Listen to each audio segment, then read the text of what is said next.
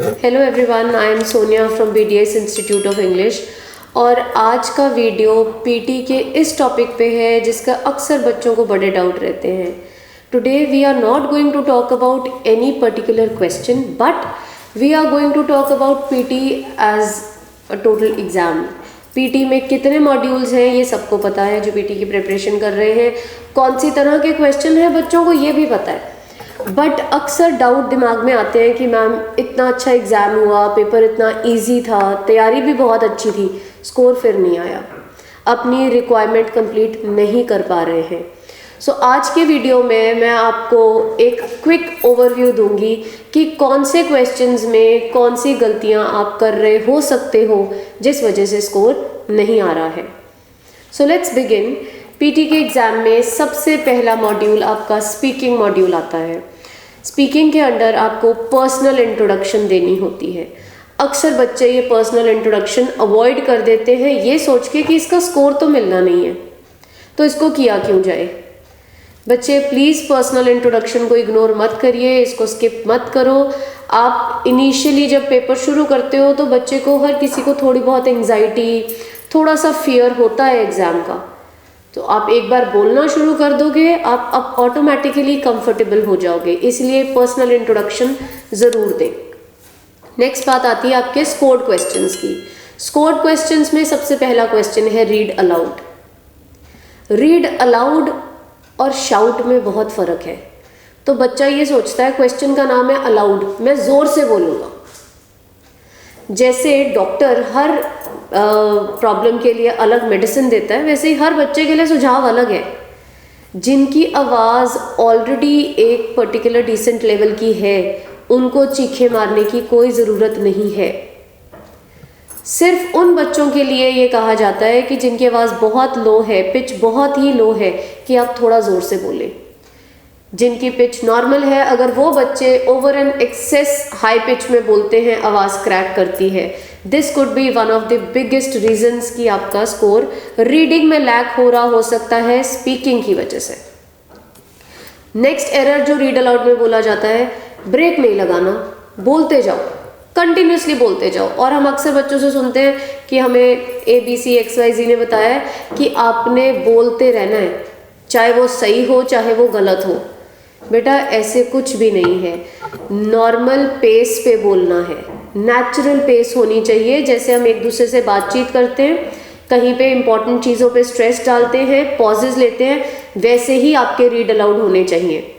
बिना ब्रेक के चलने का कोई फ़ायदा नहीं होगा। यस, आपकी फ्लुएंसी ज़रूर अच्छी होगी, बट काउंटर पार्ट आपकी जो प्रोनंसिएशन है वो सही नहीं जाएगी। लो प्रोनंसिएशन का जो आपका नुकसान है वो आपके कंटेंट के स्कोर पे जाता ही जाता है।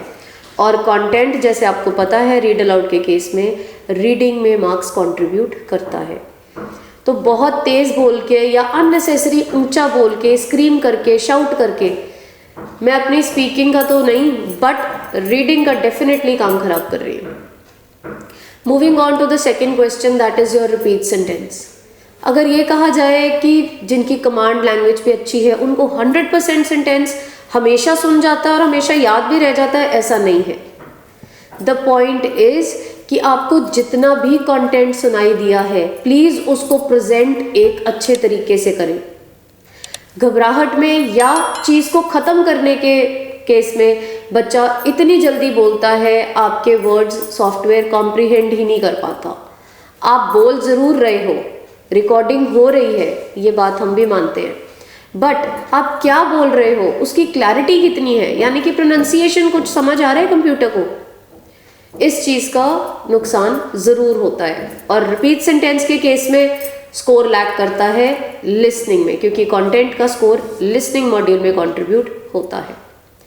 Coming over to your describe images, अगर टेम्पलेट्स अच्छे हैं, वैलिड हैं, लॉजिकल हैं, तो इस क्वेश्चन में मुश्किल नहीं आती। एक मुश्किल जो मैंने as an educator, as a teacher मैंने नोटिस की है वो ये है कि जब हमें कोई चीज़ बहुत आसान लगती है ना तो हम उस पर ध्यान देना छोड़ देते हैं, हम ओवर कॉन्फिडेंट हो जाते हैं।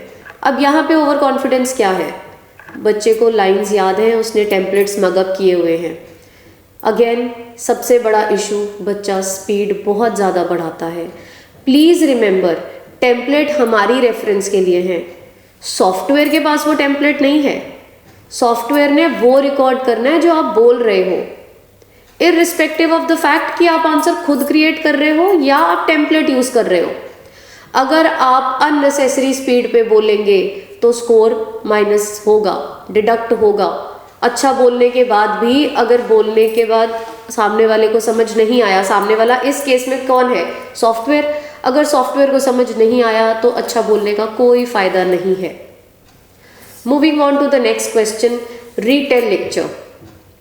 बच्चे अक्सर क्या करते हैं, the speaker said about, the speaker said about, the speaker said about, एक ही लाइन लिखी हुई है और उसके आगे कंटेंट चेंज करते जा रहे हो। Please bring a little variety. अगर सेड अबाउट कह सकते हो तो टोल्ड भी कह सकते हो, डिस्कस्ड भी कह सकते हो, नरेटेड कह सकते हो, टॉक्ड अबाउट कह सकते हो। जितना ज़्यादा वैरायटी लाओगे कंटेंट में उतनी स्कोरिंग अच्छी होगी, स्पीकिंग के साथ साथ लिसनिंग की भी। उन केसेस में स्पेशली जहाँ पे ऑडियो का लेंथ छोटा आ जाता है और बच्चे इतने ज़्यादा कीवर्ड्स नहीं समझ पाते, वहाँ पे आई हैव सीन बच्चे अपनी जब शेयर करते हैं एक्सपीरियंसेस तो कहते हैं कि मैम हमें बताया गया था कि एक बार पूरा आंसर बोल के दोबारा से शुरू हो जाना है, फिर से पहली लाइन इंट्रोडक्शन से लेके फिर बोल देनी है, लेकिन 40th सेकेंड तक बोलते रहना है। ऐसी गलती बिल्कुल भी नहीं करोगे। पूरा कंटेंट रिपीट करने का आपको टेक्निकली कोई फायदा नहीं होने वाला पेपर में। एक अच्छा आंसर बोले, एवरेज स्पीड पे बोलो, स्क्रीम यानी कि शाउट नहीं करोगे, चिल्लाओगे नहीं। चाहे आंसर आपका 28-30 सेकेंड्स में ही खत्म हो, प्लीज वहीं खत्म कर दें। एक बात का ध्यान रखें जो सारी स्पीकिंग में वैलिड है, जैसे ही आंसर खत्म हो नेक्स्ट प्रेस कर दें। जैसे कि आपको पता है 3 सेकेंड्स एंड ऊपर का पॉज आपकी स्कोरिंग पे बहुत नेगेटिव इम्पैक्ट डालता है, तो चाहे वो पॉज शुरुआत में हो या एंड में, हमने वो पॉज अवॉइड करना है। स्पीकिंग का लास्ट क्वेश्चन है बेटा आपका answer short questions. Answer short questions में ज़रूरी नहीं मुझे आंसर आता हो, और हो सकता है आंसर आता भी हो लेकिन एकदम से सवाल पूछ लिया गया है तो मैं कंफ्यूज हो जाऊं। एक बात ध्यान रखें, आपने जवाब देना ज़रूर है। कई बार 2 ऑप्शंस आ जाती हैं, नहीं आ रहा आंसर या नहीं आ रहा, तो पॉज नहीं लोगे, आप दोनों ऑप्शंस बोल सकते हो। आंसर आता है तो ऑफ कोर्स बच्चा आंसर ही देगा और आराम से बोलेगा, लेकिन अगर आंसर नहीं आता, बिना कुछ बोले नेक्स्ट प्रेस नहीं करेंगे। माइक्रोफोन ऑन है, we have to speak up, हमें बोलना ही है। वर्स्ट कम वर्स्ट आप कहते हो कुछ भी नहीं समझ आया, ऑप्शंस भी नहीं आई, तो क्या किया जाए? क्वेश्चन के कीवर्ड सुनाई दिए हैं, उनको रिपीट करें। द पॉइंट इज 0 लेने से अच्छा है कुछ पॉइंट्स कलेक्ट हो जाएं जो कि आपकी फ्लुएंसी और क्लियर प्रोनाउंसिएशन से आपको एटलीस्ट स्पीकिंग में तो हेल्प करेंगे ही करेंगे। सो ये कुछ बातें हैं जो आपने स्पीकिंग मॉड्यूल में खास करके ध्यान रखनी है। नेक्स्ट क्वेश्चन आता है एग्जाम में आपका, समराइज रिटन टेक्स्ट। समरीज लिखनी है। कॉमन मिस्टेक्स क्या करते हैं बच्चे, ये तो सबको पता है कि लाइंस को कनेक्टर्स की हेल्प से जोड़ना है। कॉमन मिस्टेक क्या है, वहाँ पे मेरा वर्ड काउंट पूरा होने लगता है, सेंटेंस पूरा फिट नहीं होता तो बच्चा रैंडमली किसी भी वर्ड के बाद फुल स्टॉप लगा देता है क्योंकि मेरी वर्ड काउंट पूरी होने वाली होती है। अगर इनकम्प्लीट सेंटेंस लिखोगे तो ग्रामर पे स्कोर ऑब्वियस है डिडक्ट होगा। क्वेश्चन में से ही देख के आपने लाइंस पिक करनी है, मेन सेंटेंसेस पिक करने हैं, उसमें स्पेलिंग गलत होने के चांसेस तो नहीं होने चाहिए, और हम एक्सपेक्ट भी नहीं करते कि बच्चा देख के भी स्पेलिंग गलत लिखे। अगर आपको खुद से सेंटेंस शॉर्ट करना नहीं आता या आपको नहीं पता कि एक लेंथी सेंटेंस में से कितना पोर्शन पिक करूं, तो sentence as it is complete pick करिए।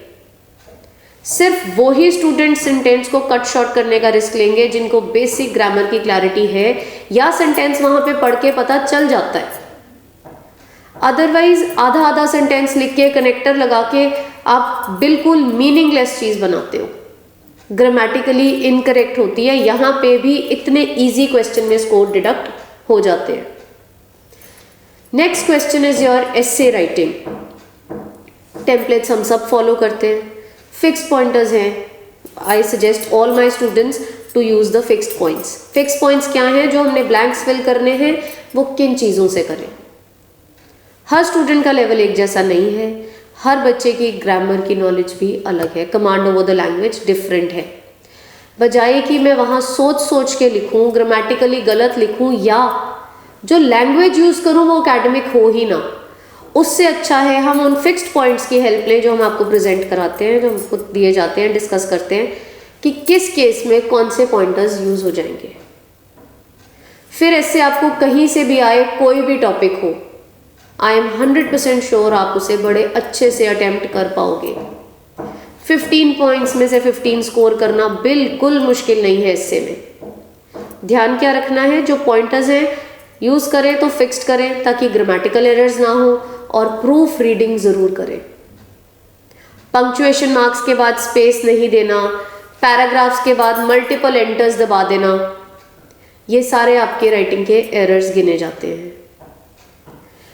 स्पीकिंग एंड राइटिंग मॉड्यूल खत्म होने के बाद नेक्स्ट आता है हमारा रीडिंग मॉड्यूल।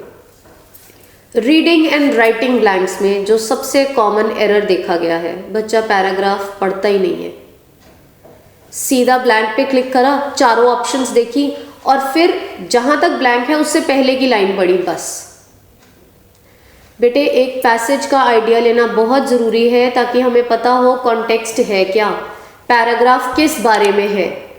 हर वर्ड का मीनिंग किसी को भी नहीं आता होगा।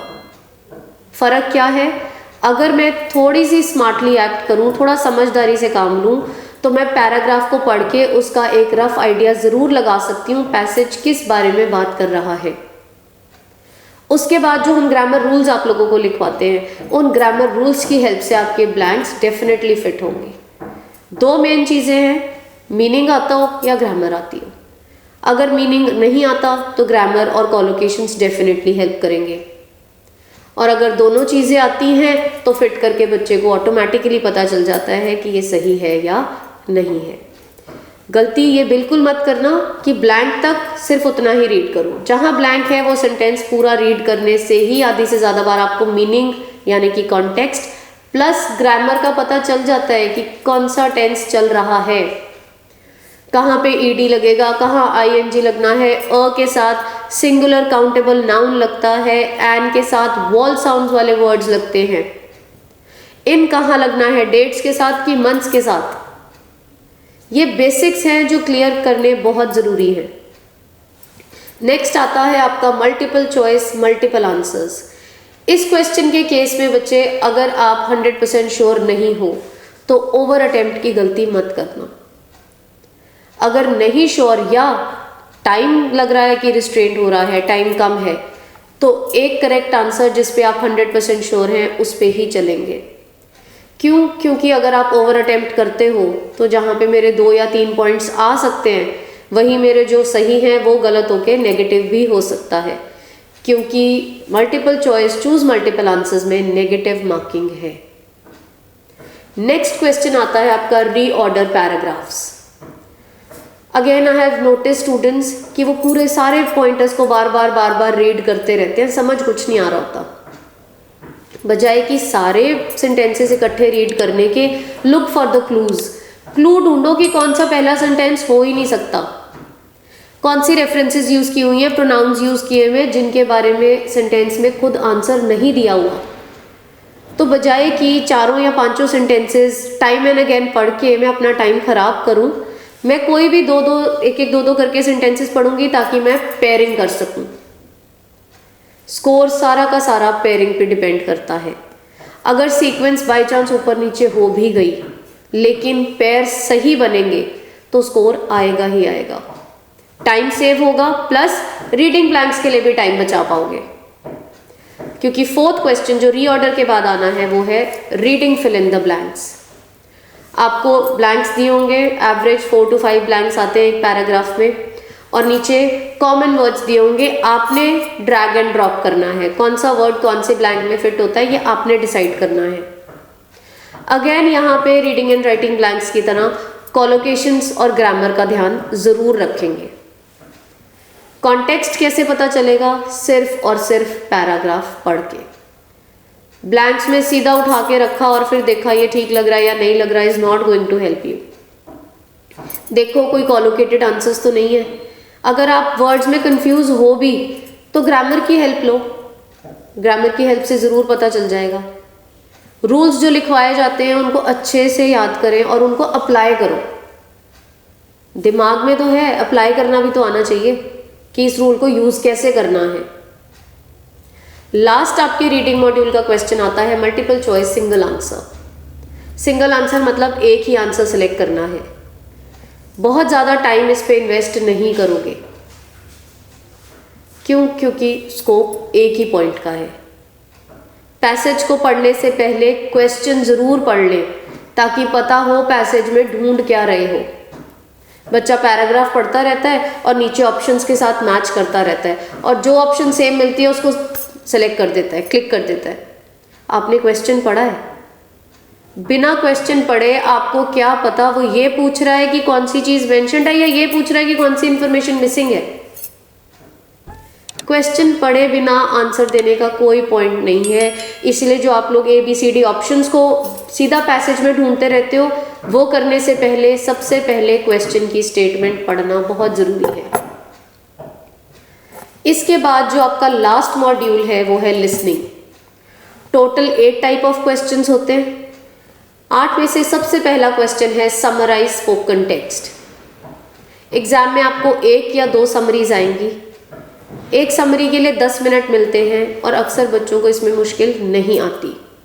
इस क्वेश्चन में मुश्किल क्या है कि फ्रेजेस नहीं सुन पाते हैं और सिर्फ कीवर्ड्स पे रह जाते हैं। अब बेटे अगर हम थोड़ी सी प्रैक्टिस करें और आपको गाइडेंस सही मिले तो मैं कीवर्ड्स को सेंटेंस में बड़े आराम से बदल सकती हूँ। कोई भी 2-3 कीवर्ड्स हो उनको अपने हिसाब से ग्रामेटिकली सही करके जोड़ने की कोशिश करो। और बहुत ज़्यादा मुश्किल नहीं कह रही मैं कि बहुत हाई फाई वोकैबुलरी चाहिए। बहुत simple vocabulary. May be if we take up an example, it says, यहाँ सेंटेंस लिखा हुआ है, बार के नीचे आपको दिख रहा है, download and sign up for free material in course, ये लिखा हुआ है। अब जब मेरे को ऑडियो चलती है समरी की तो ऑब्वियसली पूरा पैसेज सुनाई देगा, एटलीस्ट 30-35 सेकेंड्स का तो होता ही है।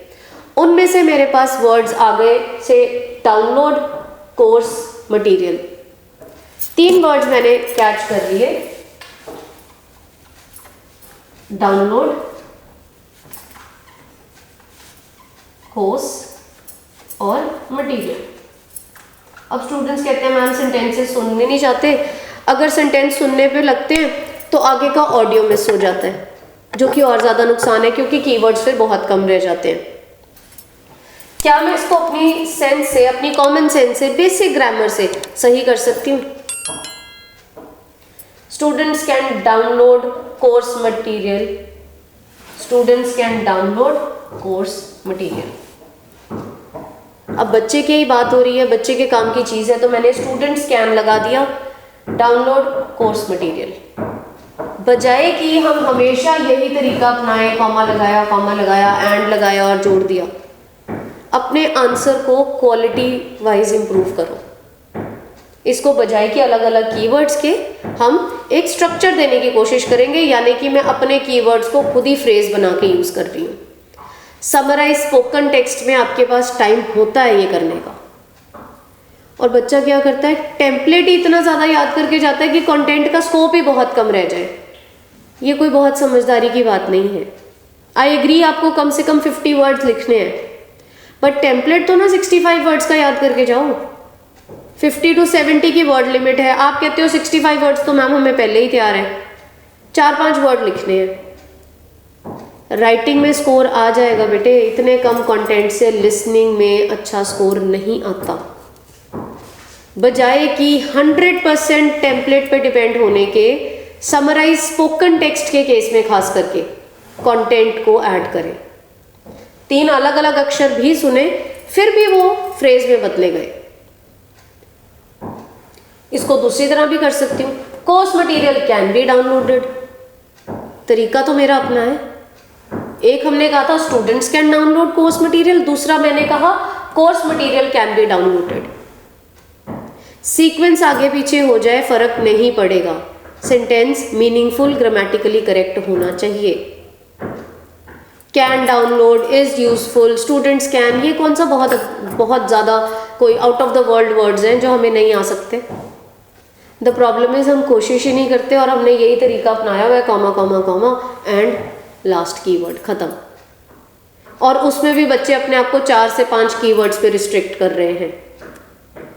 ऐसा बिल्कुल मत करो। ऑडियो सबको सुनाई देती है, इक्विवेलेंट सुनाई देती है, कभी 1-2 कीवर्ड्स कम ज़्यादा ज़रूर हो सकते हैं, बट अगर तरीका आता है यूज़ करने का तो आंसर क्वालिटेटिव बनेगा, आंसर अच्छा ही बनेगा। समराइज स्पोकन के बाद जो 10 मिनट्स इसके ईच मिलने हैं, उसके बाद आपका टोटल टाइमर स्टार्ट हो जाता है। अब यहाँ पे ध्यान देने वाली बात यह है कि किन क्वेश्चंस पे टाइम लगाना है और किन पे नहीं ज़्यादा इन्वेस्ट करना है। आप कोई भी इन्वेस्टमेंट करते हैं रिटर्न ध्यान में रख के ही करते हो। यहाँ पे भी टाइम की इन्वेस्टमेंट उन क्वेश्चंस पे ज़्यादा होनी चाहिए जहाँ पे स्कोर ज़्यादा है। समराइज स्पोकन के बाद जो आपका नेक्स्ट क्वेश्चन आता है वो है multiple choice, choose multiple answers. Again ध्यान रखिएगा, नेगेटिव स्कोरिंग इस क्वेश्चन में है। ऑडियो चलते चलते साथ साथ ऑप्शंस को रीड करते रहो और जो बेस्ट ऑप्शन रिलेट कर पाते हो वो मार्क करो। I would suggest rather than spending 30 seconds और 1 minute on this question, आप ऑडियो के चलते ही कोशिश करें, या ज़्यादा से ज़्यादा ऑडियो खत्म होने के बाद 10 सेकंड लगा सकते हो मैक्सिमम। अगर नहीं श्योर तो एक ही आंसर पे रिस्ट्रिक्ट होंगे, ओवर अटेम्प्ट नहीं करोगे क्योंकि नेगेटिव मार्किंग है। इसके बाद जो क्वेश्चन है लिसनिंग के फिलअप्स, वो एक इम्पॉर्टेंट क्वेश्चन है क्योंकि स्कोर देता है लिसनिंग प्लस राइटिंग को। इसमें सबसे कॉमन गलती, हमें एस नहीं सुनता, हमें ईडी नहीं पता चलता। वर्ड तो सुनाई दे गया, ये नहीं पता चला उसने एस बोला था, प्लूरल फॉर्म बोली थी, पास्ट बोला था, आईएनजी सुनना रह गया। बेटे आई कैन एग्री कि मेरे को सुनने में गलती हो जाए, बट क्या मैं वो word fill in the blanks के बॉक्स में फिल करके उसको रीड करके देख सकती हूँ सेंटेंस को? जब मुझे पता है ये क्वेश्चन अच्छा स्कोरिंग क्वेश्चन है तो क्यों नहीं करूँगी? आप लोग सिर्फ फिलअप्स भरते हो, नेक्स्ट कर देते हो, चाहे वो सही हो चाहे गलत हो। कहीं पे डाउट आता है आपको, चाहे सिंगुलर प्लूरल का हो, कंटिन्यूस फॉर्म का हो, पास्ट टेंस का हो, प्लीज उसको ब्लैंक में फिल करके वो सेंटेंस रीड करके देखो। कई बार इतने कॉमन हिंट्स दिए होते हैं, इज आर के, हैज हैव के, हैड के, तो पढ़ते ही पता चल जाता है एक्टिव पैसिव में कि इसमें आईएनजी लगना है, ईडी लगना है, सिंगुलर आना है कि प्लूरल आना है। बट हमें क्यों नहीं पता चलता? क्योंकि हम पढ़ते ही नहीं है। हमको क्या होता है, फटाफट ब्लैंक में भरा वर्ड और नेक्स्ट पे मूव ऑन करें। आफ्टर फर्स्ट 3 क्वेश्चंस आपका जो नेक्स्ट क्वेश्चन आएगा वो आएगा हाईलाइट करेक्ट समरी। अगेन ये तो बिल्कुल ही ना स्पेक्यूलेशंस पे है, तुक्के पे चलते हैं बच्चे। क्यों? क्योंकि ऑप्शंस में 3 ऑप्शंस 4 में से तो ऑलमोस्ट लगती सही है।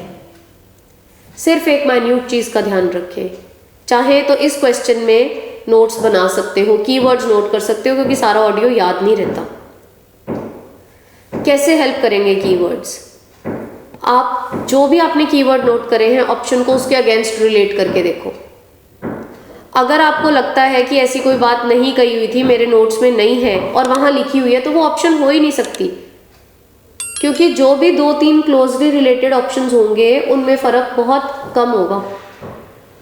ऑलमोस्ट सारी बात सेम की होती है, एक आधा पॉइंट डिफरेंस दे देते हैं, एक्स्ट्रा दे देते हैं या मिस कर देते हैं।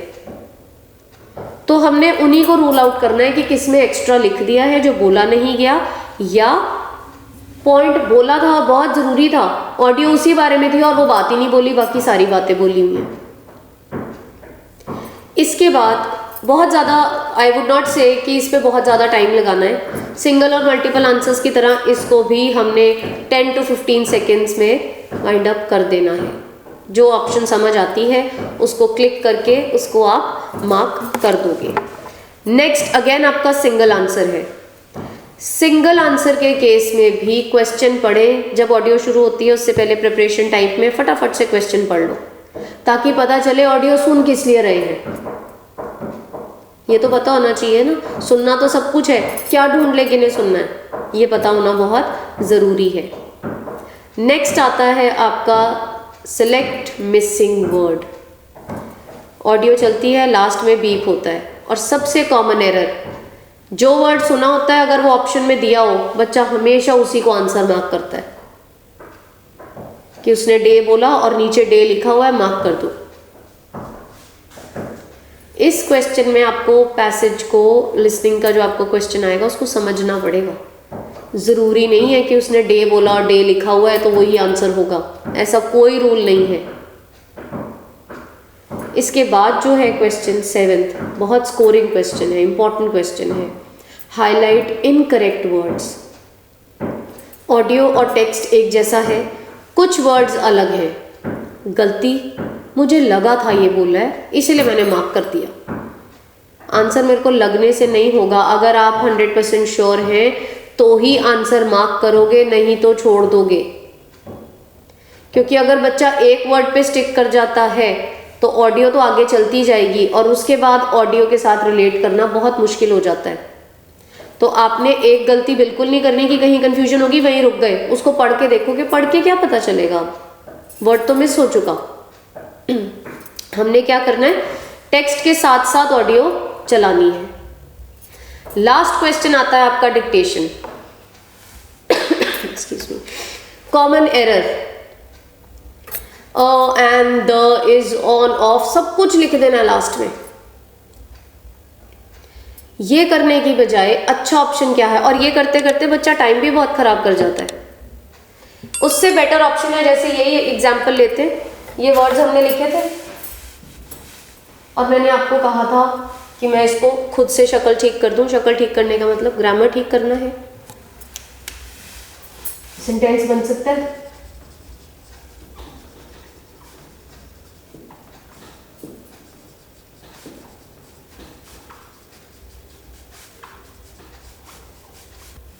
पहले भी ऑप्शन डिस्कस की थी समराइज स्पोकन के केस में। अभी भी मैं यही कह रही हूँ, बजाय कि मैं इन 3 वर्ड्स को बिल्कुल एक दूसरे के साथ लिख के स्टूडेंट्स की ऑप्शंस जैसे बच्चे अटेम्प्ट करते हैं, डाउनलोड कोर्स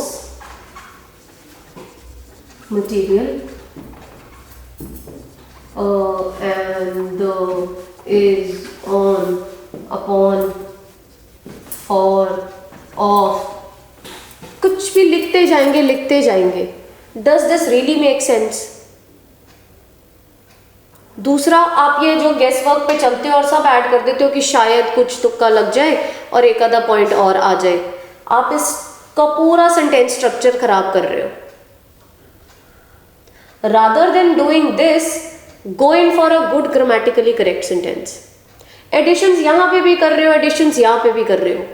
यहाँ पे लॉजिकलेस एडिशंस है, यहाँ पे आप थोड़ा सा लॉजिक लगा के चीज को अच्छे से प्रेजेंट कर रहे हो। कीवर्ड्स वही हैं जो है, सिर्फ प्रेजेंटेशन ज़्यादा रिफाइंड है। आई होप आप ये क्विक टिप्स जो है उनको ध्यान में रखोगे, और जो भी बच्चे चाहे वो फर्स्ट टाइमर्स हैं या रीअटेम्प्ट कर रहे हैं, पेस कंट्रोल करके चलना और वॉइस नॉर्मल रखना बहुत ज़्यादा ज़रूरी है, not only for your speaking but definitely for your reading and listening module. So I wish you all the very good luck and may you all succeed in your ventures. Good luck. Thank you.